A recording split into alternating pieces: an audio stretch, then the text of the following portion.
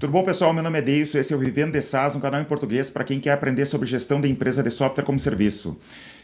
Eu quero falar hoje aqui com o Moacir. O Moacir tem um app chamado Tintim. Ele vai falar mais sobre o app e ele também produz bastante conteúdo sobre software como serviço, sobre marketing, sobre programação ali, né, de trazer o programador para a área de negócios. E ele sempre posta bastante coisa lá no nosso grupo no Facebook. Se é a primeira vez que estou acessando esse canal aqui, saiba que a gente tem um grupo no Facebook. Enquanto eu estou gravando esse vídeo aqui, tem mais de 5.000 pessoas, 5.000 profissionais debatendo sobre software como serviço. O grupo é totalmente gratuito e a URL está aqui na descrição do vídeo. Bom dia, Moacir. Bom dia, Davidson. Muito legal e muito honrado de estar aqui. Eu acompanho o seu conteúdo há bastante tempo, me ajudou muito, inclusive, cara. É mesmo? Me conta um pouco da tua empresa, do que tu está fazendo aí, do Tintim. Tá, vamos lá.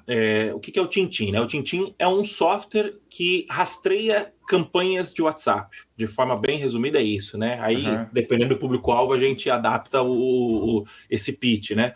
Então, qual que é a dor que a gente resolve, né? Eu trabalhei... Eu sou programador de formação, programo desde os meus 11 anos de idade, profissionalmente desde os 19, 18, 19 mais ou menos. E, cara, sempre gostei de negócio também, sempre tive negócio por fora. Tinha uma época que eu achava que programação dava dinheiro, mas era muito difícil, aqueles projetos intermináveis, Sim. projeto tem que entregar para ontem, e aí o cliente, já tive que virar à noite várias vezes trabalhando e tal, e tava de saco cheio disso, tentava negócios por fora tal, sempre tive essa veia mais empreendedora também, e aí eu fui parar no marketing digital há uns 4 anos atrás, mais ou menos, 4, 5 anos atrás, e trabalhei com marketing digital nos últimos 3 anos de forma profissional. A gente tinha um curso de programação, né? A gente tirava o cara do zero e a nossa promessa era a primeira vaga do cara no mercado de tecnologia, ensinando Python, basicamente ensinando Python e Django. E aprendi muito sobre marketing digital nesses 3 anos, né? A gente vendia fazendo fórmula de lançamento, Sim. é, e compra de mídia muito forte, Facebook, Google.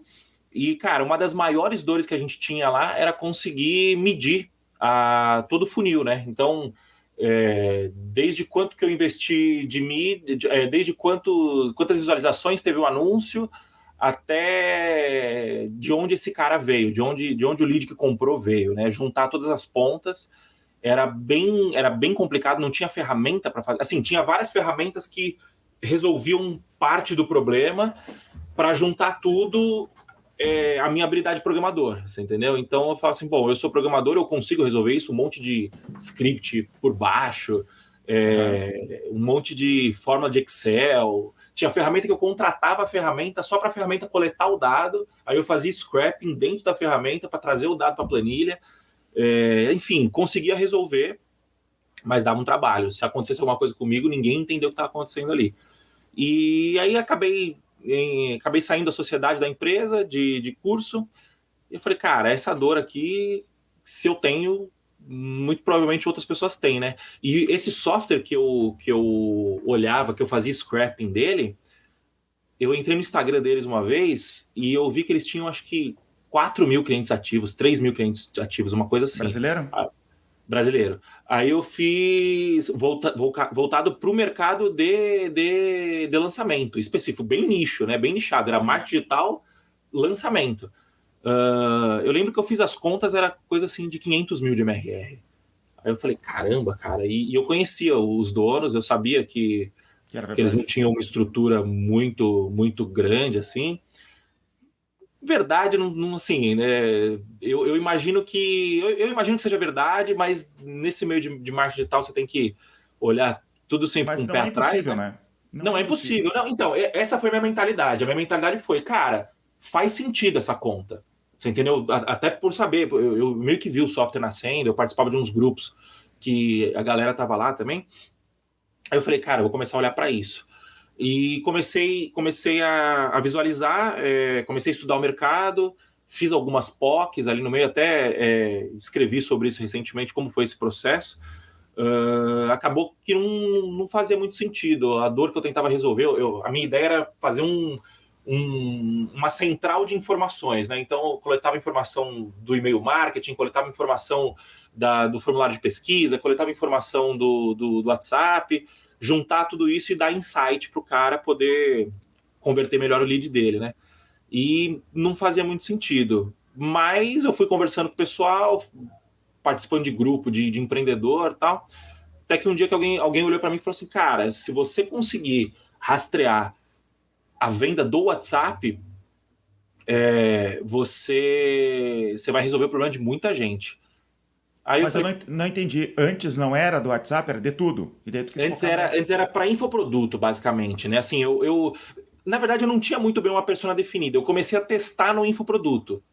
Porque no infoproduto você tem mais pontos de contato, você tem o vídeo que o cara posta no YouTube. Aí qual que era a minha ideia? O cara postou um vídeo no YouTube, ele vai compartilhar algum link, ele compartilha através do nosso link e eu coleto o dado desse cara quando ele estiver passando pelo link.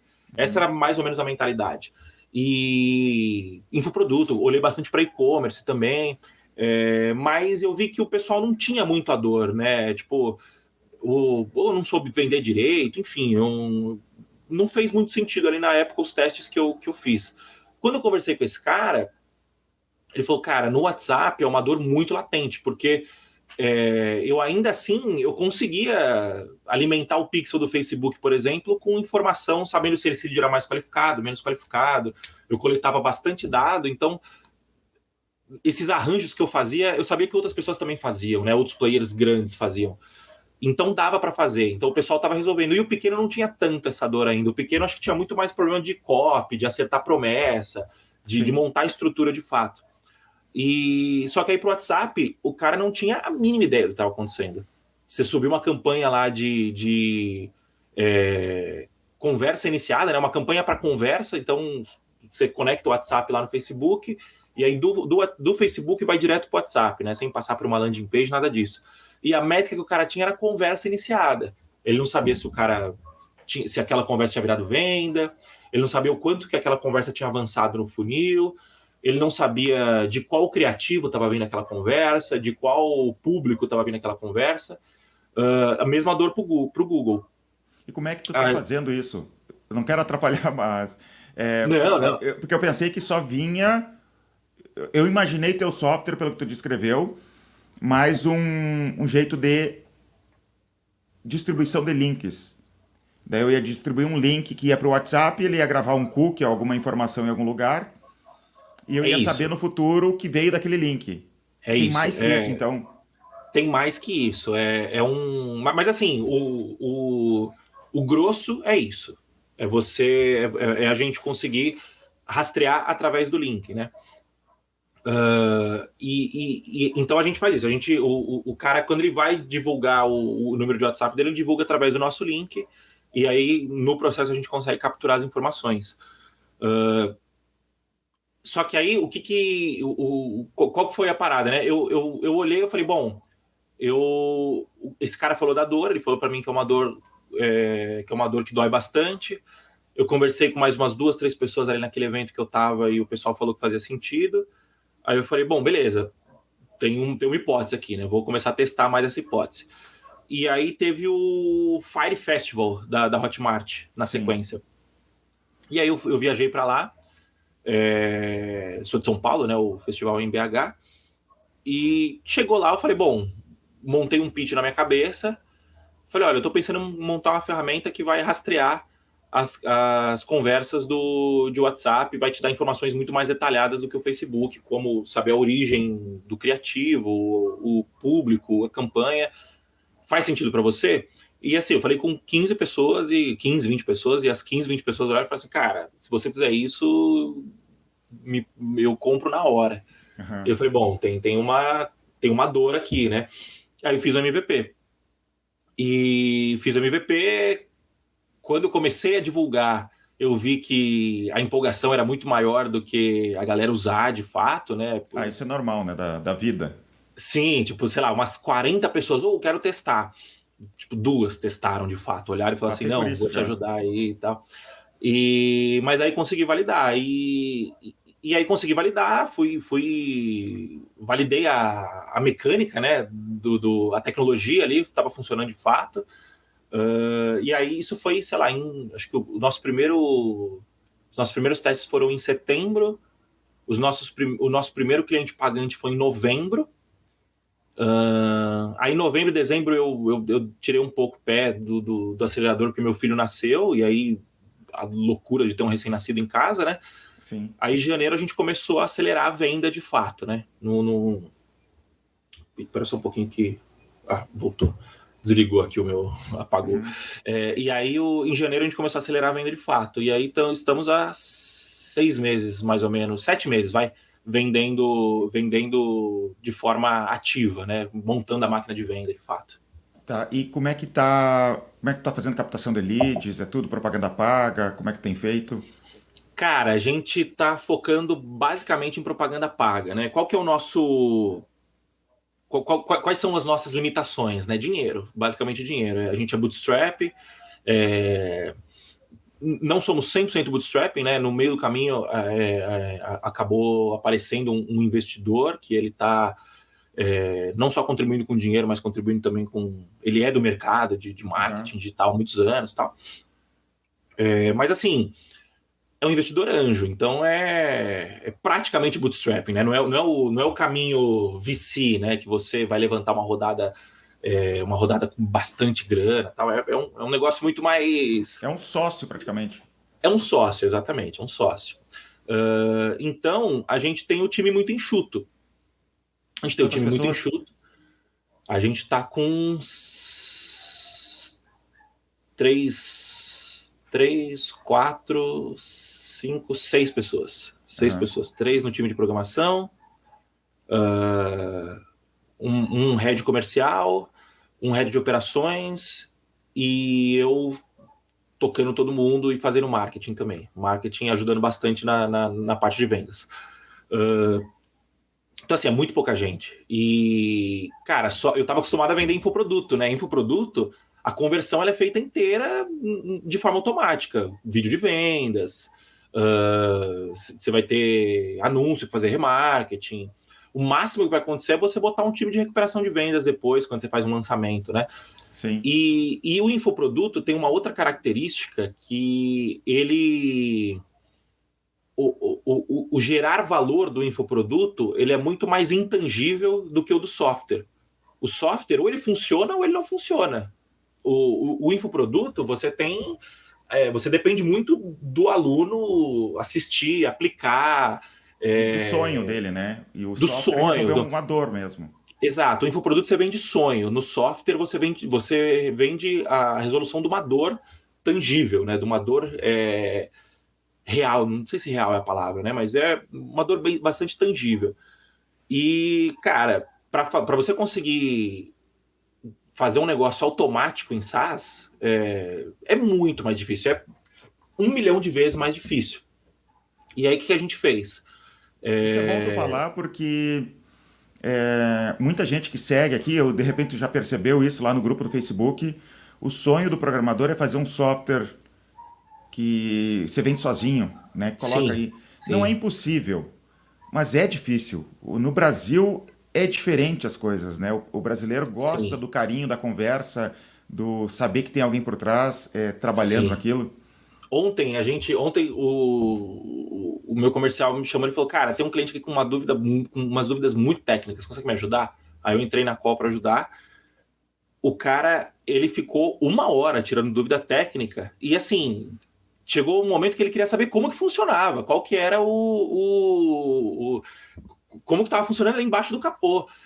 E por quê? Porque era um perfil técnico, né? O cara que é técnico, ele tem esse negócio de querer saber como que funciona, e o mais importante é que o cara perde o foco ali, né? Qual que é o foco? É resolver o problema dele. Mas aí ele foi se empolgando, por quê? Porque é o que você falou, o cara gosta de conversar, o brasileiro gosta de falar tal. E outro ponto importante sobre isso é o seguinte: existem casos, vários casos, inclusive, do cara fazer um produto e o produto meio que viralizar e o cara consegue lá 100 mil de MRR com um time de 2, 3 pessoas e ele tocando tudo ali. Existe e não diria que é relativamente comum, mas não é um absurdo também, né? Tem vários casos disso. O Bruno Okamoto já mostrou vários casos desse na Sim. newsletter dele. Aham. Só que eu acho que o componente principal desses caras é timing. Então, por quê? Porque se você vai fazer um software de fato que se vende sozinho, é muito mais caro fazer um software desse. Por quê? Porque ao invés de você investir em time de venda para poder pegar na mão do cliente e time de venda, time de onboarding, o que você vai fazer é investir em time de UX. E a mão de obra de UX ela é muito mais qualificada e, portanto, muito mais cara também, você entendeu? Então, acho que no final do dia é uma conta matemática, sabe assim? Tirando o timing, né? O timing eu acho que é muito importante, mas quando a gente desconsidera a variável timing, é uma conta matemática. Eu vou gastar muito mais para fazer um produto que seja self-service e se venda sozinho, ou eu vou gastar muito mais para montar uma máquina de vendas com gente que faça esse cliente entender o software, que faça o trabalho do UX, né? Que vai ser entender o software e uma máquina de onboarding também para poder fazer o cliente usar o software, né? Então, acho que é mais ou menos isso. Aham. E como é que está o crescimento da empresa? Vocês têm investido? Como é que está? Não sei se tu pode falar desses números ali, Uhum. mas de investimento, estou investindo tanto, tô conseguindo vender tanto. Se tu puder falar, o pessoal gosta muito de saber sobre isso. Tá, cara, a gente está num MRR de 40 mil hoje. A Aham. Em menos gente, de um ano. em 7 meses. Que legal, cara. 7 meses, Tá validado de crescendo. verdade. Tá validado, tá validado. Aham. E o mais legal disso é que no meio do caminho, você começa vendendo uma feature, né? Aham. E vender feature, a barreira de entrada é baixa, né? Porque basta outra pessoa copiar essa feature. Mas o legal. E eu tinha consciência disso desde o começo, né? Que, cara, a barreira de entrada ia ser baixa, eu precisava agir relativamente rápido. Mas o mais importante não era agir rápido porque senão eu me copiar. Era agir rápido porque agindo rápido eu ia entrar em contato com o mercado. E aí, nesses 7 meses, a gente foi descobrindo várias pontas soltas no meio do processo, né? Então, ou seja, o rastrear a origem da conversa é uma parte do processo. O que esse cara quer no fim do dia é converter mais, é vender mais. Então, Exatamente. como que eu faço para esse cara vender mais? E aí você vai tendo informações. Por quê? Porque você está conversando com. A gente deve. Antes da gente começar. Hoje a gente vende. O meu head comercial faz bastante reunião, mas a gente também tem algumas vendas no automático, digamos assim, né? Mas eu conversei, sei lá, com umas 100 pessoas. Eu que fiz as 100 primeiras calls de venda, fui eu que fiz. E aí você vai conversando, você vai entendendo as dores das pessoas. Você vai. E a gente sempre gravou todas as calls para depois poder analisar. Porque o grande pulo do gato é você entender o que o mercado está pedindo. E não o que o seu produto tem que fazer, né? Aliás, o que o mercado está pedindo é o que o seu produto tem que fazer. Você entendeu? E aí hoje a gente percebe que nesses 7 meses a gente aprendeu que a gente foi entendendo várias dores do nosso cliente e a gente foi entendendo como que o Tintim consegue resolver várias dessas dores. Então, o objetivo hoje do Tintim não é rastrear as vendas, rastrear as conversas e as vendas é o caminho pelo qual a gente está chegando e ajudando o cliente. Mas o objetivo do Tintim é fazer o cara vender mais. E aí, fazendo ele vender mais, a gente tem infinitas possibilidades, e aí é uma questão estratégica de onde que a gente vai atacar, né? Voltando nos números, que eu acabei divagando aqui. A gente tem 40 mil de MRR, a gente vem crescendo semana a semana, a gente mede semanalmente o crescimento, né? Por que a gente mede semanalmente? Porque a gente precisa mudar rápido se precisar, 2, 3 semanas que tá meio esquisito, a gente já precisa ver onde a gente tá errando, porque tá muito no começo, né? A gente cresce basicamente via tráfego pago, então a gente compra lead, aumenta a consciência desse lead e faz a conversão desse lead. Essa conversão ela é feita Às vezes individual, às vezes em grupo, depende, né? Tu usa o E Tintim para tuas campanhas? a gente usa o Tintim, né? A gente Uhum. não usa o Tintim diretamente porque a campanha não vai, o anúncio não vai direto para o WhatsApp, mas sempre que o cara chama no WhatsApp, ele chama através de um link do Tintim. E a gente baixa esses dados, coleta esses dados, a gente usa a nossa própria ferramenta, né? E, cara, é isso, é basicamente tráfego pago, e a gente vende, a gente compra esse lead, qualifica esse lead, né? Compra através de anúncios, né? Quando eu falo compra, não é comprar uma base de lead, né? Acho que é bom deixar claro isso. Sim. A gente faz um anúncio, convida esse lead para conhecer mais sobre a ferramenta, e aí a gente faz uma qualificação. Parte dessa qualificação é feita de forma automática no WhatsApp, parte é feita manual pelo nosso time comercial. E aí a gente converte parte das vendas no 1 a 1 e parte das vendas de uma forma mais em lote, digamos assim. É basicamente isso. E é basicamente infoprodutores? Tu faz a propaganda para Não, infoprodutor ou tá tendo tudo que é tipo de empresa? não, essa é uma boa pergunta, porque a gente não quer infoprodutor, nesse começo pelo menos. Por quê? Porque o infoprodutor não tem essa dor. Às vezes ele acha que ele tem, mas quando a gente vai analisar de fato o caso, ele não tem essa dor, ou ele tem uma dor que pode ser resolvida de uma forma muito mais simples do que o Tintim se propõe a resolver. Qual que é o nosso foco? O nosso foco é o comércio, não é o comércio, né? É o negócio local, digamos assim, né? O Pedro Sobral divide entre infoprodutor, e-commerce e negócios locais. Sim. Então, o que é um negócio local? É o correspondente bancário que vende empréstimo, por exemplo, a serralheria que vende portão, a clínica de estética que vende serviço de depilação, o dentista que vende, esqueci o nome, harmonização facial. Então, é basicamente esse cara. Só que acontece, se a gente for focar no cliente final, a gente vai ter um problema de falar para todo mundo e não falar para ninguém. A gente não vai conseguir nichar, você entendeu? Então, a nossa estratégia hoje é falar com as agências. Então, a gente vende para as agências. A agência é quem vê o valor de fato do Tintim. Ela que tem essa dor, que ela está operando ali as campanhas do cliente. Então, a gente traz a agência como uma parceira. E a agência, sendo essa parceira, ela consegue. A gente consegue acessar os clientes dessa agência de uma forma muito mais simples.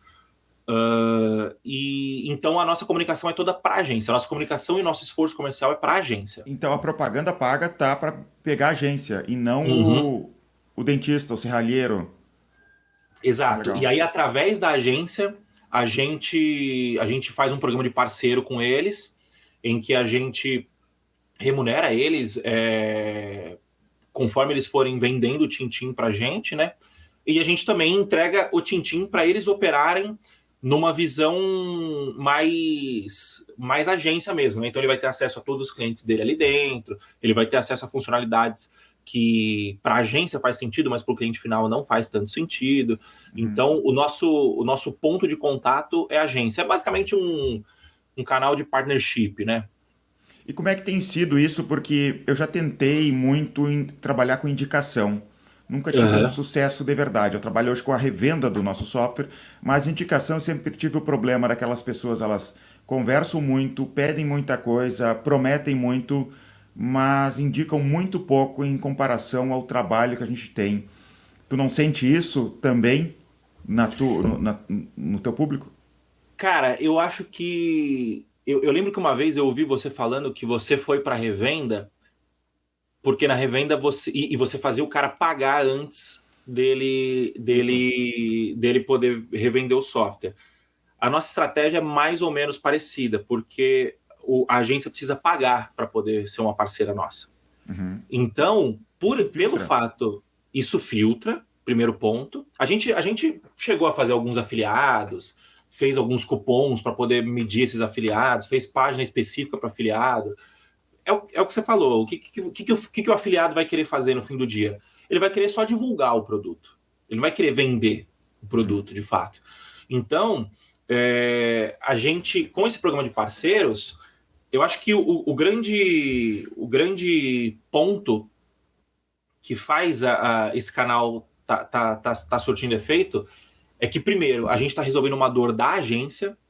Então, para a agência virar um parceiro já é interessante, porque é interessante para ela colocar o Tintim nos clientes dela, porque o Tintim vai ajudar a agência a entregar um trabalho melhor, a fazer o cliente vender mais. Então, esse é o primeiro ponto. E o fato da gente cobrar também. Eu acho que pelo fato da gente cobrar, filtra bastante e traz uma galera engajada em querer vender de fato, né? Porque aí vira uma conta matemática, né? O cara vai pagar X e quando ele vender Y assinaturas quando ele colocar Y clientes para dentro, vai chegar um momento que vai acabar empatando, depois ele vai começar a ganhar dinheiro com a gente, entendeu? Então a gente acaba premiando o parceiro dessa forma, né? Gerando valor e também, além de gerar valor, a gente está remunerando ele de fato, né? Uhum. E mudando um pouco de assunto, tu me falou que tu teve um filho recentemente. E tu tá montando uma empresa, tá começando. E eu imagino que o Sim. filho ainda não tinha nem chegado nesse patamar ainda da MRR que tu tá. Como é que é isso, cara? Porque tem os dois mundos ali do cara muito novo, que não tem responsabilidades para montar uma empresa. Sim. E foi o meu caso, e por isso eu acho que deu certo, porque eu não sei se eu teria a mesma coragem que eu tive tendo um filho. De repente é capaz de eu, sabe uma coisa? Eu vou pegar um emprego agora aqui para garantir. Como é que tá sendo isso? Cara, isso todo dia à noite isso passa pela cabeça, né? Você bota a cabeça no travesseiro, passa isso na cabeça. Cara, foi um movimento calculado, tá? Foi um movimento calculado e orquestrado por toda a família, né? Por mim, pela minha esposa, financeiramente falando. Então, o que aconteceu? Eu tenho, na verdade, ainda uma fábrica de software, né? Essa fábrica de software, ela sempre existiu, independente das empreitadas que eu tive de marketing digital, por exemplo, que eu tenho um sócio que sempre tocou a fábrica. Essa fábrica, ela me deu algumas coisas boas, né? Primeiro que ela me permitiu fazer um pezinho de meia, e segundo que ela me permitiu montar um time bom de tecnologia, né? Então, o time da fábrica, basicamente, é o time do Tintim hoje em dia, né, de tecnologia. Então, eu consegui fazer um pé de meia nos últimos 3 anos, a pandemia ajudou bastante. Quando eu trabalhei com marketing digital, também consegui ganhar um dinheiro. Então, assim, esse pé de meia, ele tá me sustentando. Parte do meu sustento vem desse pé de meia, né? Nesse período. A minha esposa não trabalha fora, então isso é uma característica, acho que é a característica mais importante de todas. Então, assim, a gente acordou dentro de casa que ela ia segurar as pontas da porta para dentro e eu ia segurar as pontas da porta para fora. E a gente se alinhou, a gente é muito alinhado nisso, sabe? Então, assim, ela tem ciência do tamanho do projeto, do tamanho que eu quero que o Tintim seja, de quais são as ambições. Ela tem ciência do custo que é construir uma empresa do zero, tanto um custo no sentido de dinheiro, quanto um custo no sentido de esforço mesmo, né? Acho que muito mais esforço do que dinheiro. Então, diga. Por que não continuar? Por que não escalar a fábrica de software se estava dando certo? Isso eu estou perguntando para puxar o Sim. assado para o SaaS, porque eu sei que o pessoal prefere Sim, SaaS. sim. Justamente por isso, porque fábrica de software é uma venda muito complexa. Na fábrica de software, a sua mão de obra, a sua matéria-prima na fábrica de software é gente qualificada. De forma assim, financeiramente falando, né? Olhando pelo ponto de vista de negócio, a sua matéria-prima é mão de obra qualificada. E cara, E, cara, por ser qualificada, cara. o que aconteceu? Na pandemia, antes da pandemia, a gente tinha acho que 10 pessoas no time. 10, 12 pessoas. A pandemia veio em março, chegou acho que em outubro, novembro, tava eu e meu sócio só. Um olhando pra cara do outro, e aí? Por quê? Porque Roubaram os programadores. roubaram todos os nossos programadores. Tinha Isso programador que aconteceu trabalhava com a aqui. gente, tinha programador que trabalhava com a gente, que o cara ganhava R$ 6.000 por mês no domingo, e na segunda ele tava ganhando R$ 16.000. Então, assim, o cenário macro jogou muito contra, sabe?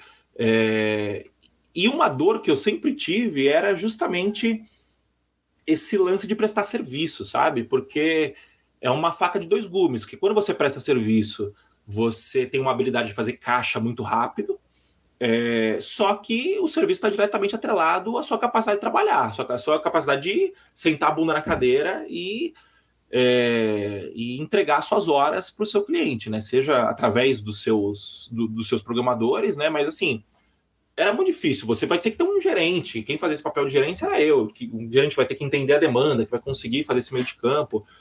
O programador, ele enxerga muito técnico, né? E o cliente enxerga muito business. Como que você faz esse meio de campo? E se você aloca simplesmente um programador no time do cliente, mais cedo ou mais tarde, esse programador, o cliente vai olhar e falar assim, cara, eu vou cortar o Moacir, porque ele não tá... Muito mais fácil eu contratar o cara direto para mim, como aconteceu várias vezes com a gente, né? Então, a gente resolveu não escalar a fábrica de software justamente por isso, porque a gente olhou e falou, meu, eu comecei a olhar o mercado, um amigo meu falou isso para mim uma vez, eu nem parei para ver se essa tese fazia sentido ou não, né?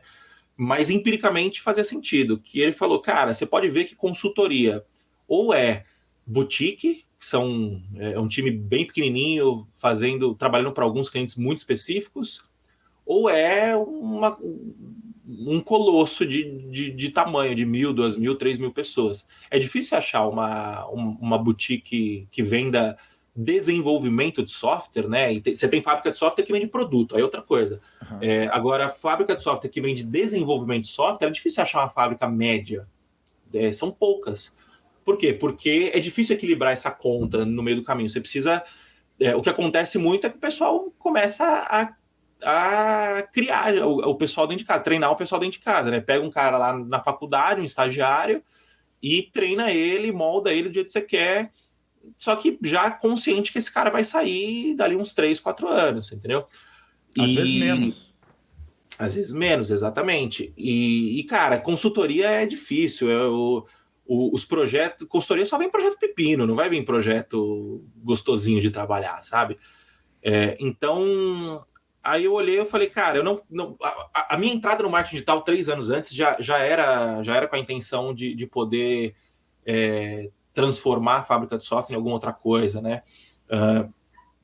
Então, aí voltando no filho, foi um movimento calculado, que eu já estava planejando fazer há tempo, já estava querendo fazer esse movimento fazia tempo, eu tinha um dinheiro guardado, mas aí o ponto mais importante foi,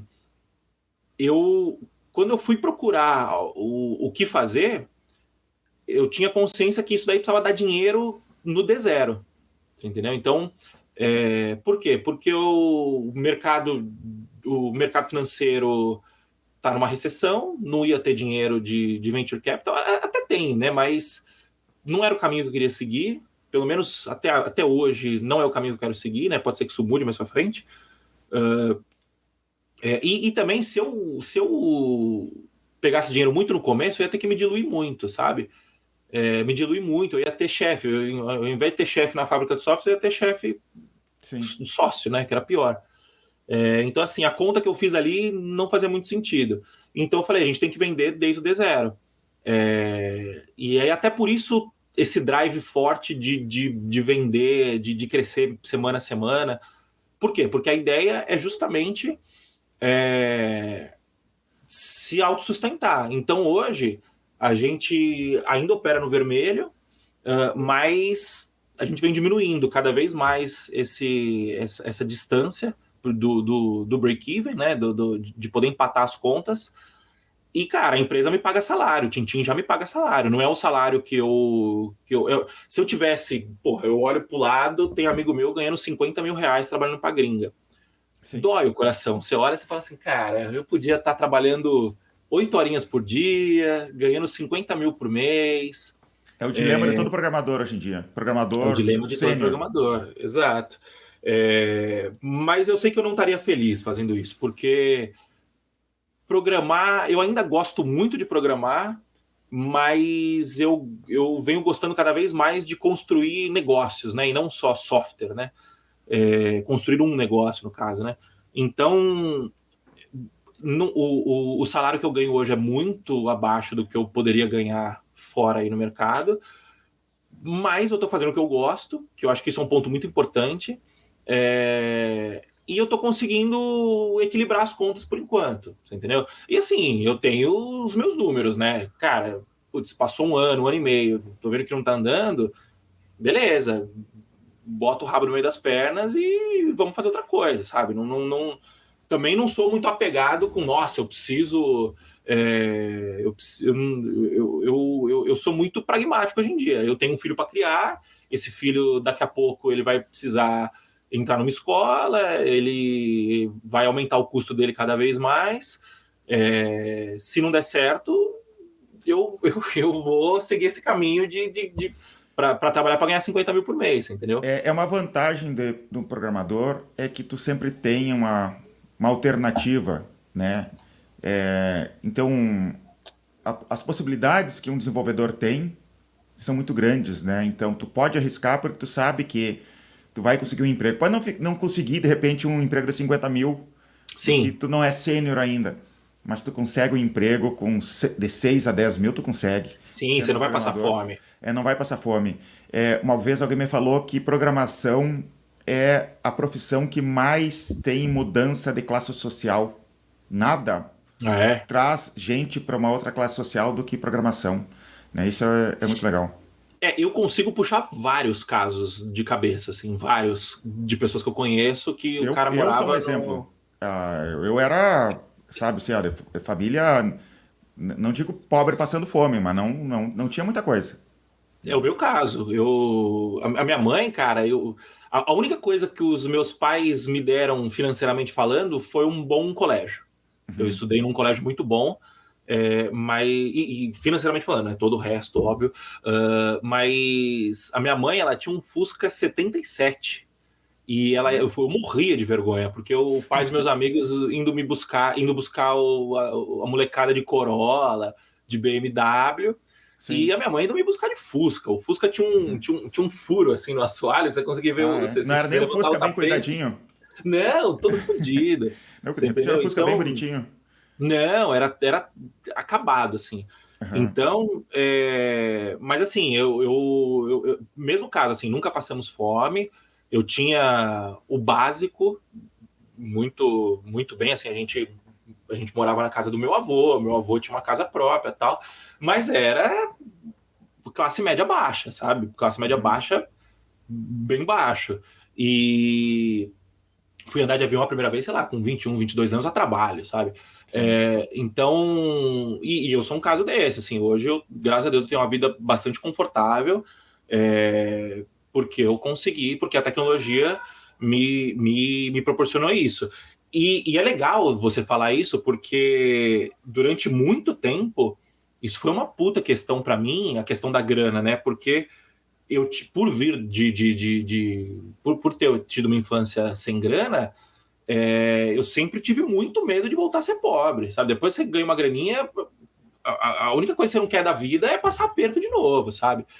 E eu demorei anos para conseguir internalizar que o programador tem essa alternativa, sabe? Até que, acho que quando meu filho nasceu, ficou muito claro para mim, sabe? Acho que o lance de você ter um filho em casa e você olhar pro filho e falar assim, cara, uma pessoa que cria um filho, ela consegue fazer qualquer coisa na vida, sabe? Porque criar um filho bem criado é muito difícil, é muito trabalhoso, né? E Aí de me deu repente, essa. de Só repente para até. terminar, né? Ah, tá, pode falar. Aí me deu a luz de assim, cara, se der algum problema, eu tenho essa alternativa, que é poder, óbvio, não vou ganhar um salário de 50 mil de primeira, Mas é questão de sentar, trabalhar focado, 2, 3 anos, dá para chegar num patamar desse. Eu tenho capacidade para chegar num patamar desse, entendeu? De repente, até o filho ajuda a acelerar a empresa. Porque tu tem aquela Total. pressão. Eu brinco aqui com os meus vendedores que eu gosto de vendedor endividado, vendedor com filho. Sim. Porque eles vão dar jeito na vida. É muito melhor que às vezes Total. o que eu brinco aqui, os jovens que só querem fazer festa, que, sabe, e ter um cara que tem uma família, tá preocupado, quer construir alguma coisa, né? Ele realmente quer construir alguma coisa, são os melhores vendedores. Eu Sim. valorizo esse tipo de pessoa aqui porque sempre dá certo, né? Mas, mudando de assunto mais uma vez, antes da gente começar a gravar, tu me falou que tu faz muito webinário e que tá dando muito certo. Me conta isso. Sim. É, Então, né, qual que é o contexto? Como eu falei, a gente tem um time muito enxuto. No time comercial somos eu e o meu head comercial só. É, Ponto negativo, é pouca gente. Ponto positivo, somos sêniors, os dois. Isso é até um ponto interessante, né? Um dos erros que eu cometi na fábrica de software e na DevPro, que era a nossa empresa de curso de programação, foi contratar os primeiros funcionários júnior. Então, quando você contrata o primeiro funcionário júnior, você está olhando o custo do salário. Mas existe um custo embutido também, que é o custo de você treinar esse júnior até que ele seja minimamente proficiente, né?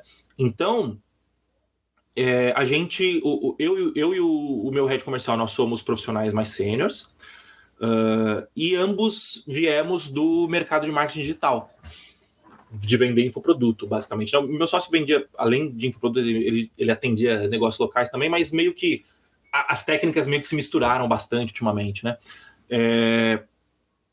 E aí, o que a gente fez? A gente começou... Como que a gente supre essa falta de braço, né? Porque por mais que a gente seja sênior, você tem que sentar lá e conversar com o cliente. O trabalho do SDR é qualificar esse cliente, é conversar, entender a dor, e qualificar ele para poder entregar um lead pronto para receber uma oferta do closer, né? E a gente não tinha esse braço, né? Então, o que a gente pensou? A gente falou, cara, quando a gente vendia infoproduto, a gente fazia lançamento. E lançamentos, a gente chegou a fazer lançamento com mais de 300 mil de mídia, sabe? Então, a gente sabia operar bem uma máquina de lançamento, né? Eu falei, bom, eu sei que no mercado de infoproduto tem muita gente que faz webinário de vendas, né? Eu falei, vamos tentar começar a fazer um webinário semanal. Por quê? Porque a gente não pode ficar convertendo esse cara num a um. A gente não pode... O meu comercial não pode fazer reunião de venda com todo mundo. A gente vai ter que qualificar muito bem esse cara, né? E a gente começou a fazer um webinário semanal. Então, o que é esse webinário? É basicamente uma oferta que a gente faz. Aliás, não é uma oferta, né? É um webinário de vendas, onde a gente apresenta o Tintim, mostra as funcionalidades do Tintim, e faz uma oferta exclusiva para quem está naquele webinário, né? Para causar um senso de urgência um pouco maior e fazer a galera fechar ali. Por que é bom esse webinário? Porque a gente concentra todo mundo num momento só. Então, a gente vai conseguir fazer a gente vai concentrar a galera ali naquele Zoom e poder tirar dúvida de todo mundo, poder fazer mais de uma venda investindo o mesmo tempo, digamos assim, né? E para comprar lead é mais fácil também. Para a gente fazer propaganda, para trazer lead para o webinar é mais fácil, porque o cara olha e fala assim, opa, eu estou me cadastrando para participar de uma apresentação. Para participar de uma palestra, participar de uma reunião, né? Depende da nomenclatura que você usa. Então, a pessoa ela é mais propensa a te entregar o contato dela pelo fato de que ela vai participar de um evento, né? E que tipo de oferta tu faz ali para chamar? Eu acho muito interessante isso. Um dos motivos de eu começar o Vivendo de SaaS é que eu queria aprender sobre lançamentos para, de repente, usar para vender meus produtos, né? Por exemplo, o e-gestor. Foi um dos Cara, motivos. no Como é que tu chama? lançamento, Como é que tu faz a chamada? Que copy tu tem para chamar pessoas para no webinar? lançamento, lançar infoproduto, eu conheci gente, por exemplo, aquela galera que eu falei no começo, que foi o software que me abriu o olho pro tamanho do mercado, eles vendiam por lançamento. Eles faziam um lançamento para vender software. Uhum. Isso eu nunca cheguei a tentar fazer. Uh, mas a parte boa de vender software, uma das partes boas de vender software, é que se o software resolve um problema, uma dor real, você não precisa elaborar muito a copy, você entendeu? É simplesmente falar, olha, qual que é o segredo, né? Você tem que ter uma boa headline, Sim, então, por que você tem que ter uma boa headline? Que é para poder prender a atenção do cara. É um funil de vendas, né? A primeira venda que você faz é a venda do vídeo. Então, por que eu tenho que parar para dar minha atenção? Você tem que comprar a atenção do cara. Depois, no desenvolvimento do criativo, né, do anúncio, não tem muito segredo, é simplesmente mostrar que o cara tem aquela dor e mostrar que a gente consegue resolver aquela dor através do software, né? Um criativo que funciona muito pra gente sou eu numa tela de Zoom, compartilhando a tela e mostrando o software por dentro. Assim, tomando um cuidado para poder... mostrando estrategicamente, né? Então, estou mostrando as sim. partes mais interessantes, eu estou fazendo uma copy que gera um desejo no cara, né? Mas o fato de eu mostrar a tela e o cara tangibilizar o software ali, putz, que converteu, é o nosso criativo que mais traz venda até hoje. Uhum. Então, assim, eu acho que o segredo é você. O segredo não é nem a copy em si, eu acho que o segredo é você conseguir mostrar para o cara que você resolve uma dor real dele e que essa dor dói muito. Essa dor doer muito, você pode fazer essa dor doer mais através da copy, mas se a dor se ela já doer de verdade muito, aí é muito mais fácil, que é o nosso caso, entendeu? É uma dor Aham. muito latente do pessoal, entendeu? Uhum. Muito legal. Eu vou te imitar, vou lá ver como é que tu faz e vou copiar descaradamente para vender software. Pode fazer, pode copiar. Ontem me perguntaram sobre copiar concorrente, copiar os outros. Eu, cara, copio sem dó, o que é que eu acho Sim, bom. Eu não tenho esses problemas aí, não tenho muito escrúpulo em relação a se está dando certo para os outros, eu vou copiar. sim, eu concordo. E eu quero falar agora da tua newsletter. Eu tenho um funcionário meu aqui que gosta muito do teu conteúdo. Eu vejo que o pessoal também lá no nosso grupo do Facebook também comenta bastante, gosta muito. Tu tá lá como um dos. Eu não sei se o usuário final vê, se tu vê, Vê, também tem lá super colaborador, super colaborador. tá lá como super colaborador. E o pessoal gosta muito da tua newsletter, né? Tá dando dinheiro a newsletter? Não, Nem um pouquinho assim, não, por exemplo, eu tenho esse funcionário que é o Escobar, ele fez uma newsletter também e ele disse que ele tem aham. 20, 30 reais em MRR na newsletter. O cara tá rico. Cara, teve um amigo meu que eu nem tinha oferta, mas quando você vai entrar lá no Substack, ele mostra uma oferta paga, né? Eu coloquei uns preços lá, Aham, mas sem oferta. Aí esse amigo meu pagou R$ 150 por ano. Esse é o aham. meu. 15 por 12 O vai dar RR. É o RR, 150 de RR. 150 de ARR. Eu tenho R$ 12,50 de MRR na minha Tá bom? newsletter. Aham, vai ficar rico com. Qual que foi a motivação da newsletter, né? É, Cara, eu acho que tem uma motivação de propósito e tem uma motivação estratégica, né?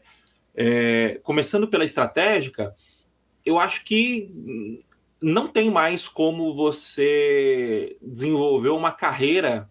Não é que não tem mais, óbvio que tem, né? Mas o caminho padrão para você desenvolver uma carreira de sucesso hoje em dia é produzindo conteúdo. Eu acho que o produzir conteúdo ele te traz benefícios é, absurdos de bons, só que intangíveis, né? Então, um dos meus maiores mentores hoje em dia, por exemplo, ele veio falar comigo porque ele viu um conteúdo meu e gostou. E o cara, ele tá num patamar assim muito, assim, ele é CTO de uma startup, founder e CTO de uma startup, já fizeram Series B, então assim, é um jogo completamente diferente do que eu jogo, mas e um patamar muito superior em questão de business, né, de fazer negócio, e o cara me ajuda porque ele viu um conteúdo que eu publiquei em 2019, sabe? Uma coisa assim. Uhum. Ah, faz tempo que tu posta? Eu produzo, acho que o primeiro conteúdo o primeiro blog post que eu fiz foi em 2016, se eu não me engano. Mas foi sempre errático, né? Eu produzia uma época. A época que eu mais produzi conteúdo foi quando eu fazia um vídeo por semana no YouTube, que na verdade eu fazia um texto e desse texto saiu o vídeo, né? O texto era muito mais como um recurso para eu conseguir organizar o meu pensamento e depois fazia o vídeo, né? Eu fiz acho que durante 60 semanas. Esse foi o tempo mais longevo, que foi quando esse mentor me conheceu, né? Veio falar comigo. Mas a motivação da newsletter hoje, eu acho que, cara, quando você produz conteúdo, você meio que rouba na vida, né? Você tá roubando no jogo ali porque você tá se posicionando como uma autoridade. Por mais que eu não me enxergo como uma puta autoridade, eu enxergo que eu tenho alguma autoridade, mas com certeza a produção de conteúdo ela intensifica essa percepção de autoridade, né? Então, eu acho que produzir conteúdo é meio que o caminho padrão para você conseguir fazer uma carreira de sucesso, né? Você está criando um ativo quando você produz conteúdo. Esse é o primeiro ponto. Concordo muito.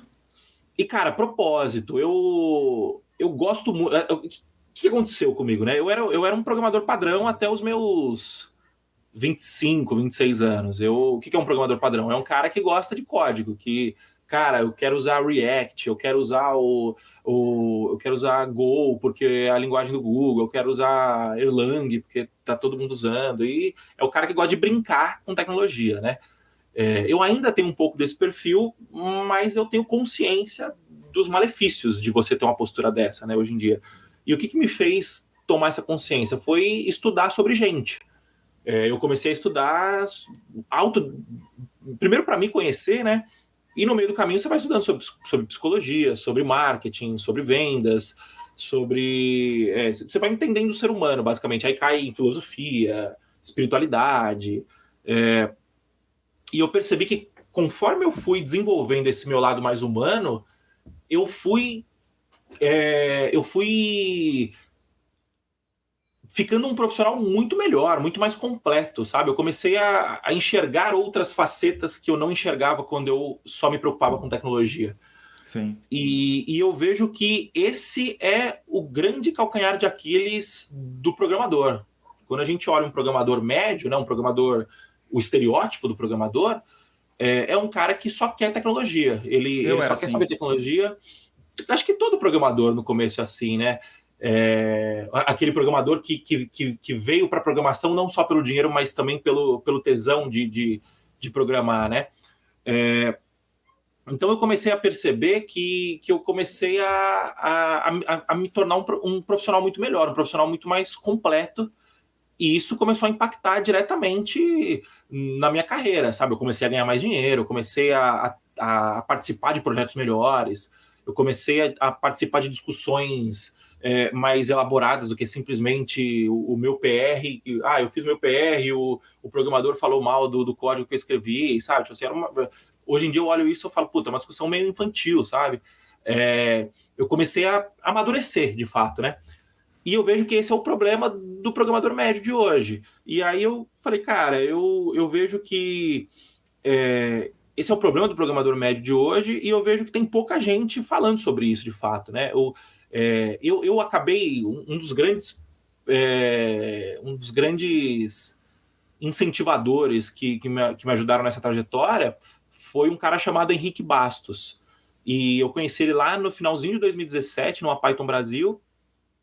E ele foi o cara que olhou e falou assim, cara, você tem que transcender a programação, né? Ele tem uma frase que ele diz que, eu ouvi isso, nem sei se é a frase dele, mas eu ouvi da boca dele em 2018 isso, que ele diz que todo programador é uma máquina de ganhar dinheiro, e todo mundo já percebeu isso, menos o próprio programador. Que legal. Por quê? Porque o programador só está olhando para o código, ele só quer saber de código, ele não enxerga que o código é um meio para ele gerar valor para outra pessoa. E é um meio poderosíssimo, porque você tem a capacidade de impactar centenas, dezenas de milhões de pessoas, dependendo do projeto que você estiver trabalhando, com a sua escrita, né? Escrevendo código. Então, isso é de fato uma máquina de fazer dinheiro num nível mais financeiro da coisa, e também é de fato uma máquina de você gerar impacto no mundo, você entendeu? Sim. E aí eu falei, cara, eu vou começar a produzir conteúdo para essa galera, para tentar tirar o programador que está nesse viés muito técnico e trazer ele para um viés mais de negócio, falar sobre custo de oportunidade, falar sobre a importância, o porquê que você desenvolve software. E outro ponto importante, eu vejo que eu já fazia isso aqui dentro da fábrica de software com os meus programadores, né? Cara, ó, você tem que. A gente estava numa discussão ontem que o fluxo de entrega de uma funcionalidade a gente acabou mandando direto para produção, porque era uma funcionalidade pequena, e aí, não, mas não passou por todo o fluxo, mas tem que passar por todo o fluxo. Aí eu falei, cara, o seu objetivo como desenvolvedor de software é diminuir o churn da empresa. Esse é o seu objetivo. Então, o fluxo está ajudando a diminuir o churn ou ele está atrapalhando? Numa funcionalidade grande, ele vai ajudar. Por quê? Porque o fluxo garante com que você não quebre... Garante não, né? O fluxo diminui a chance de você quebrar o software em produção. Numa funcionalidade pequena, ele vai mais atrapalhar. Por quê? Porque você vai estar burocratizando o acesso, principalmente que era um bug no caso, né? Você vai estar burocratizando o acesso do usuário ao seu código, né? Então, no fim do dia, o papel, entregar software, ele não é colocar software em produção. Entregar software é fazer o usuário utilizar o código que você escreveu, a funcionalidade que você escreveu. Então, eu já tinha essa discussão aqui dentro de casa, né? Com os meus próprios programadores. Eu falei, cara, eu vou começar a escrever sobre isso. E tem sido bem legal, cara. Acho que eu comecei... Eu vou lançar a 10ª edição... eu vou lançar a 10ª edição amanhã, sábado, perdão, e a gente já está com mais de 400 assinantes. Então, eu estou vendo que o pessoal... Eu me inscrevi. Mas, legal. Olha os títulos que tem aqui das newsletter dele. Porque temos tantos programadores infelizes? O trabalho remoto é vilão da vez? Como eu construí o MVP do Tintim? Pare de programar e comece a fazer negócio. Eu concordo muito com essa tua última frase aí. E aquela frase que tu falou ali desse teu amigo, eu tenho uma frase parecida que programação é como... ser programador é como ter licença para imprimir dinheiro. Eu falava isso, até o Renato Assi copiou essa minha frase, colocou uma foto minha e fez um criativo com essa frase para a comunidade dele. E eu criei essa frase na época, claro que como é algo que é uma bola quicando, que todo mundo percebe, né? Foi porque em 2001 eu fui no Fórum Internacional do Software Livre em Porto Alegre e o pessoal estava falando sobre software livre e estavam falando sobre como essas grandes empresas praticamente têm licença para imprimir dinheiro porque elas vendiam de caixinha, na época não tinha SaaS, né? Sim. Vendiam de caixinha. E ele estava tentando vender o software livre e eu me empolguei mais com o software proprietário porque, cara, ó, se dá para imprimir dinheiro, daí, a partir daí eu criei essa frase. Faz muito sentido, cara. É realmente isso. E a própria comunidade de open source, ela tem uma questão muito... Tem muita gente que olha para open source e fala, não, open source sei lá, é um comunismo do software, sabe? Que não, é de graça para todo mundo. E não, cara, na verdade é uma forma de você colaborar para gerar valor, para construir valor, né? Sim. Mas, Moacir, muito legal essa conversa. No futuro, de repente, eu vou te chamar para a gente conversar mais, cara. Eu vou continuar acompanhando o teu conteúdo. E não sei se quer falar mais alguma coisa? Cara, eu acho que é isso. Obrigado pela oportunidade. Eu ouço bastante seu conteúdo, você me ajudou muito. Como é que tu conheceu o grupo, o meu conteúdo? Cara, não sei. Uhum. Eu muito provavelmente deve ter aparecido para mim no Face, no YouTube, eu acho. Eu acho que eu comecei a consumir no YouTube. Na verdade, eu consumo bastante via podcast, né? Eu pego lá eu vejo que você coloca os áudios dos vídeos em podcast, e aí, cara, dirigindo, passeando com o cachorro, fazendo a criança dormir, eu boto lá para ouvir. Me ajudou bastante, cara, essa visão, principalmente essa visão de software como negócio e não software como tecnologia, só como tecnologia, né? Então, já quero agradecer aqui pela oportunidade, agradecer pela ajuda. Quem quiser falar comigo, eu estou aberto a trocar ideia. O meu Instagram é @moacirmoda, se escreve como fala. A minha newsletter é moacirmoda.substack.com. Eu vou Lá no meu deixar na Instagram tem o descrição. link. Ah, legal. Vou deixar o URL do Tintim, da tua newsletter e teu Instagram aqui na descrição do vídeo. Show de bola. E se você tiver uma agência ou se você também tiver um negócio local que venda pelo WhatsApp, eu tenho certeza que o Tintim vai te ajudar a rastrear essas vendas e entender como que você pode aplicar melhor a sua verba de marketing para poder vender mais com menos. Então tá. Pessoal, curte aqui, compartilha, manda pro teu sócio, tá? Não dói o dedo curtir, porque ajuda a crescer essa comunidade de software como serviço no Brasil. E muito obrigado, Moacir. Valeu, Davidson. Falou, pessoal. Até mais.